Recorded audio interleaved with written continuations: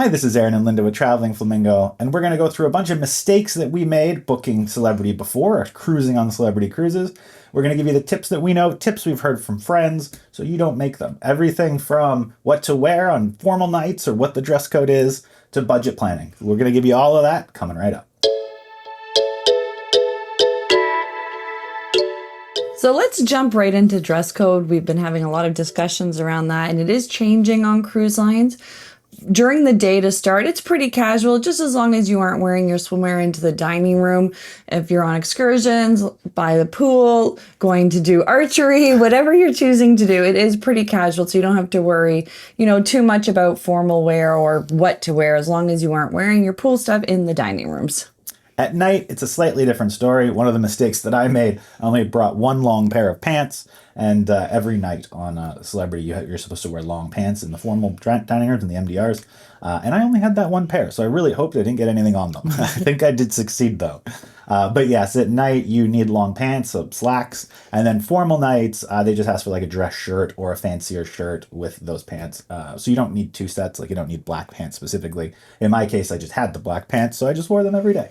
In fairness, it was a Caribbean cruise, so you were planning on wearing shorts a lot, but definitely knowing that, don't show up to the dining room in shorts.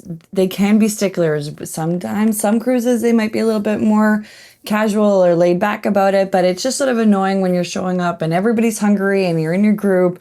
You don't want to be that one person who's got to go back and change from there. Some of those ships are so big, it takes you 40 minutes to get to your room and back. So if your stateroom isn't centrally located towards the restaurant, then you might be hiking for a while. Gets your steps in, though. Yes, and one of our tips, like Aaron is a tall, big guy, like packing a bunch of pair of pants for him, it takes up a ton of space. So we actually use golf pants. They don't really wrinkle. They're nice and light in Caribbean weather. And we find that's just a perfect way that he can still have long pants for the formal nights, not wear the same pair every night, or just long pants for the evenings. And so that works out for him. In terms of girls, again, it's pretty casual. Like I would wear sort of golf skirts, nice shirts, some sundresses, especially in the Caribbean. And then on the formal nights, we had two, or we usually only have two on a 7-day sort of sailing. And I would wear the same dress for both because, again, packing space is so limited. So don't worry that you don't need to be red carpet ready for both formal nights or anything. No, you're okay. You're okay with that. No one's going to be going up and saying, "Oh, I saw you wear that dress last time." Nobody's doing that.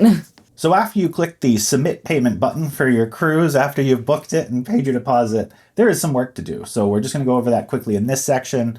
One of the big things you're going to want to do is look at excursions. So if you've not been on a cruise before, an excursion is when you're at a port. They sell experiences that you can go on. They are an extra cost. You pay per person. And what they do is they take you around. There's snorkeling and things like that, things that you do when you get to the island. So what you're going to want to do in this case is identify with your party what you want to take, what you think would be really good to go on. They do book out very fast, and they can be repetitive depending on which islands you're going to or what your itineraries are. So take a look. You might not necessarily need to do snorkeling 3 times. Sometimes just staying and enjoying the ship is a great thing to do. And we also have a lot of port guides that tell you what's at port. So in some circumstances, you don't need to go off from the port. There's a lot of stuff to do at them, and then some of them there's almost nothing to do. So it'll help you figure out which ones you want. And I would say have a look, depending how long you're at your port. You don't have to buy it through the cruise line. That's the benefit, as Aaron said, the guarantee that they'll make sure you get back on board. But if you're at port for a long time, many places, if you get off right away, have excursions you can buy right there. So if you know you're at port for 8 hours and you want to go have a couple hours and, they do a tour around an island or where you are, or take you into city and back into the city. So just know that you don't have to buy it through the cruise line, that many people do have very positive experiences buying it right out the port, or you can even buy them ahead of time through other companies as well. Yeah, things like Viator. It is another option. We usually base it on how far the excursion is from the port and sort of how complicated traffic is. You can usually check on Google and say, what's the traffic at this hour?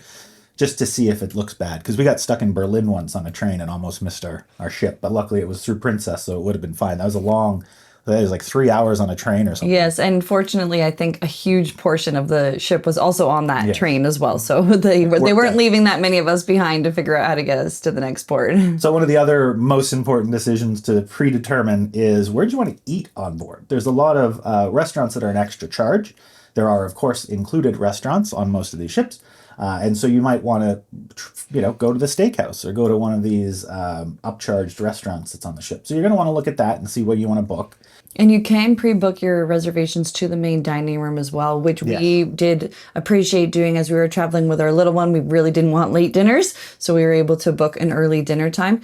The thing is, Celebrity Cruises does have very unique specialty dining. They have the Le Petit Chef. We like the outdoor barbecue, Eden. So depending which Celebrity cruise ship you are on, you can have a look. I found, especially on the Edge class, that the main dining room food was really good. Like we really enjoyed it, and service was great. That I sort of have a hard time paying the specialty dining fees, which are pretty costly on Celebrity Cruises. It can be up to $100 each for a dinner. That it's like, I got a nice dinner waiting for me in the MDR. So just have a look. But I would say on Celebrity, this isn't a cruise line that I felt that I needed to be at a specialty dining. So if you're looking for where to maybe save money, that would be somewhere I would be choosing to save it.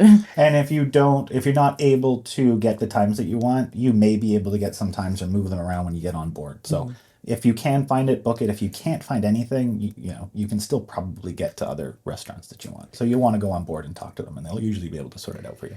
And the other thing when pre-booking is a drink package. These are things, if you haven't been sailing in a while, they are very popular. I think every cruise line we've now been on pretty much has a drink package. Disney might be the only one, and Virgin, which don't really have them. And it does, if you book ahead of time, you can usually get a deal.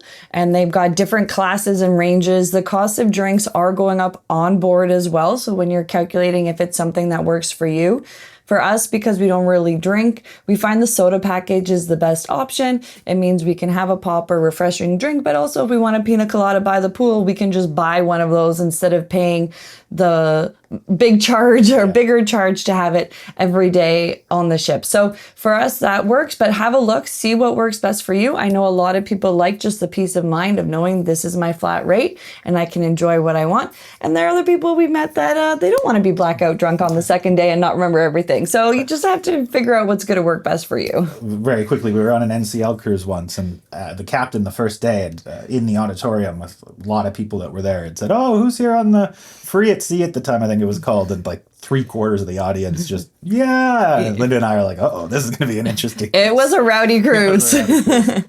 So unlike on land where Wi-Fi is basically everywhere, you don't have Wi-Fi on board. What happens on board is you have to buy a Wi-Fi package. Sometimes there is something called cellular at sea, and cellular at sea is basically a cell system, a cellular network for your phone. Make sure that you either put your phone on airplane mode or your provider, like AT&T or whoever. I know us in Canada, we're on TELUS. TELUS blocks cellular at sea unless you call them, because you can get very expensive bills using cellular at sea if you roam onto it. And 90% of the time, it's not included in your cellular package. Some do, not all, so do check. But best to get the Wi-Fi on board. Just a little hint that the cruise lines may or may not love being told. You can also share your Wi-Fi on certain devices, like Android devices. So you could buy one, set up an access point, and then disable your cellular, and then have a bunch of devices connecting to it. But shh, don't tell them. Yeah. Well, and it is something some people like to totally disconnect. On my sea days, you cannot reach me. I am at sea.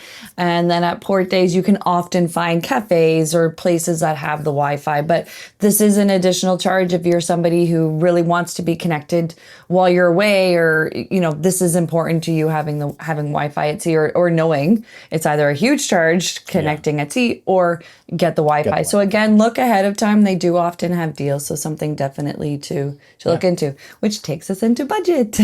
So when we talk about budget, a lot of the stuff we had said kind of relates to that. So when you book your cruise for whatever amount, keep in mind you will be adding on your specialty packages, you'll be adding on drinks packages, things like that. If you get them in advance, as we said, there's usually a discount on them.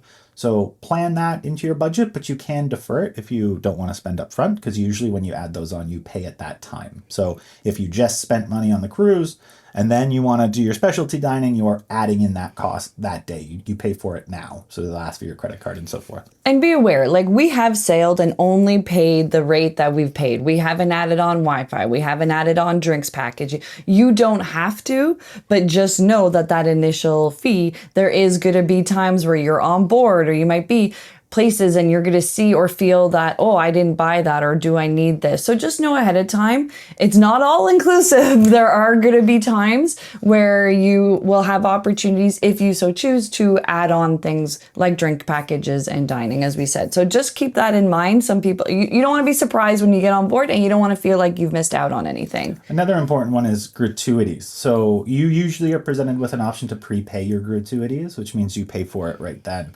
Otherwise, your gratuities will come off daily when you're on the ship. So you have to pay for them either way. You can go down to the purser's office and ask to increase the gratuities or not, although, that's a whole different discussion, but you can modify that percentage as you wish. You just have to go down and do it. You can also tip on board directly. So if you're more comfortable, some people will remove the automatic gratuity and just give cash to people because they feel more comfortable with that. Totally up to you. But that is effectively not included unless you click it off when you purchase your cruise. Mm-hmm. But we would like to say thank you very much to all the crew we've ever seen. Yeah. The hard part, I think, with tipping as you go, which is where I don't lean towards that, is there's so many people behind the scenes that you don't see. And everybody we meet, they work so hard. So thank you for all you do to make our trip so wonderful. Exactly. Another side note in terms of budgeting, take advantage of everything that is included. The MDRs are great. Enjoy those. Go hang out by the pool. You don't need to pay for the spa package if you don't want I think that there's a lot of fun activities. Go get involved. Go try the ping pong challenge or the chipping challenge, and even if you're not going to participate, just going and hanging out in the atmosphere. There is so much on board that is free and is included. Definitely, like for me, I'm a little bit of a cheap bird. So I do like to enjoy those things, and you don't have to blow your budget to have a nice time. And again, if there are things that you like and that work best for you, then absolutely get them. But I've had a history of medical issues, and I sometimes prefer the faster to the fun. I know that's I know that's Carnival. But they have a few of them, like the Royal Up or whatever. There's a bunch of those things where, actually, that's their bidding program. The key, yeah. They have the key. If that is something you want and that works for you, then absolutely. Just remember that that's going to be a cost. And generally, they're not horribly expensive, but it's just additional cost, and be prepared for it. Yeah, the other area that can cost people, I know this is more before you book, is if you want an interior cabin, if you want infinite veranda cabin, if you want 2-story suite. Yeah, so that is another place where people spend a lot of money as well. The interior cabins, if you haven't cruised before, clearly are cheaper, and you don't have a balcony. Sometimes you have a window, sometimes you don't. But if you're not planning on spending a lot of time in your room, that's really a great option as well. We've made a couple videos about the infinite veranda. Not our favorite. My mother-in-law loved it. Way to go, Nana. Like, she's all for it. So for some people, it's going to be their thing. So just keep that in mind as well, that of course the cost of your trip and your stateroom is your most expensive cost. So making sure you're choosing a room where you want. Another tip we've said before, but again, if you're new to us, we'll share it now. If you're a little bit worried about the seasickness, definitely on our transatlantic cruise, like I've heard, be near the bottom, be near the middle, and I've never really noticed it. Holy cow, one night, the difference between our bottom midship room, like we were 6th deck, versus even just going up to the 9th deck to the bar they had up there at the front. Holy cow, what's the difference that was. So definitely be near the middle, be near the bottom if you're worried about the ship a-rockin'. The reason for that is just it's the center point of the ship, and so if it's going up or down, you go less, the front goes more. Yes. So center and lowest as possible. You've got engine equipment there, but lowest as you can. So do consider that. It does vibrate a bit more there because of the engines, but yeah, it's not bad. If the rocking is the worry, then that's where you want to be. First cruise, there you go. So on to embarkation. You've just landed. You're ready to get to the fun. What tips do we have? Well, first off, we always suggest arriving a day early. Air travel is air travel, and you never know. The number of times on Reddit, in the cruise subreddit, you'll see somebody saying, I am not going to go the day before, followed by I missed my cruise. You'll want to go a little bit early, even if you're just staying the night. We usually try to find a hotel that is near the port, just so that we're closer to it. It's not something you need to do, but that's something we suggest. And you also want to get your transfers. So up to you.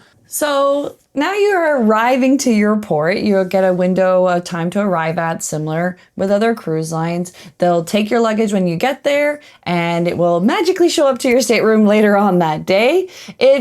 The process of getting on board, I would say, is very much like getting on a plane.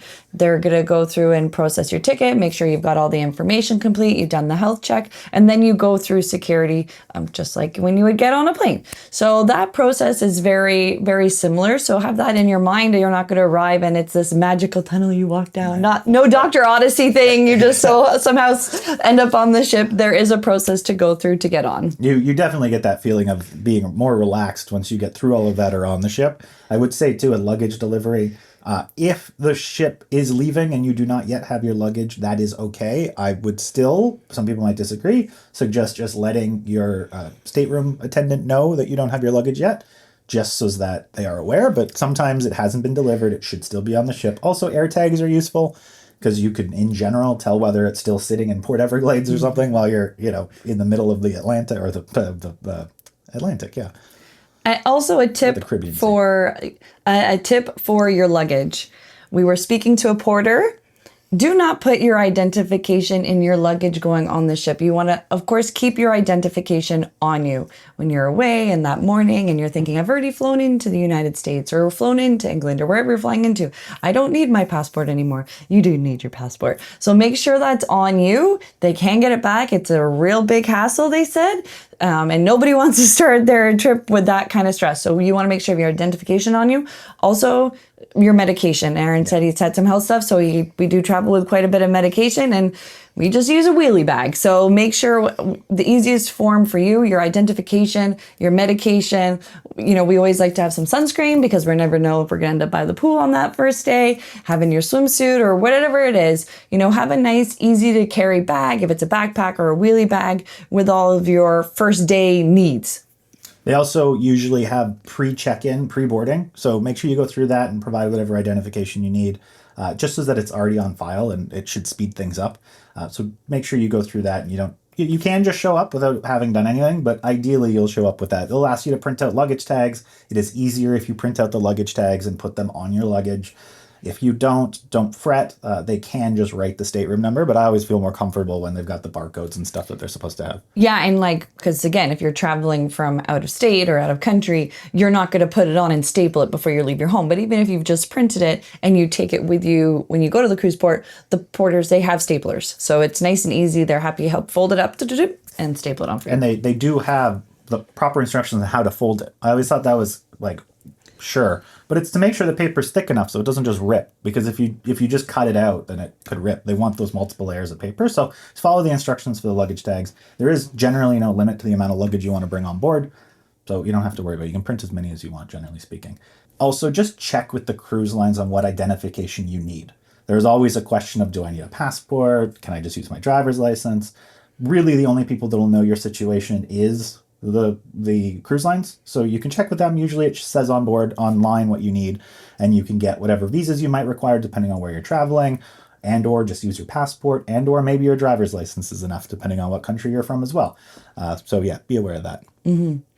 And as we said, that you'll have a arrival window. Try to stay close to that. It's no fun arriving way earlier and then you're just sitting around the port. I mean, you could have gone for lunch or coffee or brunch or whatever. Clearly I'm food orientated, but sticking close to it, because it's just to make a smooth, process for everybody. So, tip there, but we know many people who just go early and it works out for them. So, whatever works out for you. Yeah, it could go either way. It's a bit of a risk. Yeah. We try to stick as close as we can.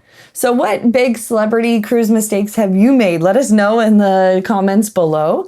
And we really hope that you found this video helpful. Thank you so much for taking the time to watch it, and happy travels, and see you on the next cruise.